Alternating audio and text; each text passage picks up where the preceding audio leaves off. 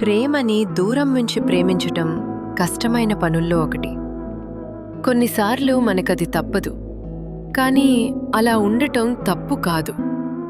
కొన్ని పరిస్థితుల్లో దూరం నుంచే ప్రేమించాల్సి వస్తుంది. అది కూడా మంచిదే.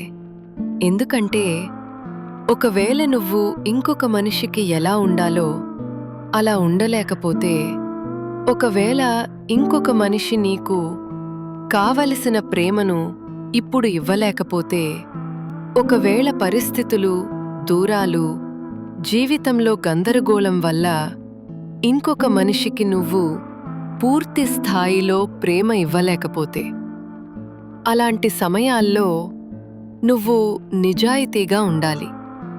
కొన్ని పనులు చేయకూడదు. నీ ప్రేమను చంపేసుకోకూడదు. ఒక మనిషిని నీ జీవితంలో ఉంచుకోడానికి ఆ మనిషి వల్ల నీపై నీకు కలిగే భావాలను విస్మరించకూడదు.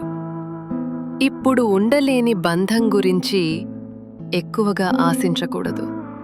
బదులుగా ఆ బంధం నీకు ఇచ్చిన అందమైన అనుభూతులను, నీలో పెంచిన పాఠాలను, ఆ క్షణాలను గుర్తు చేసుకుని సంతోషంగా ఉండాలి.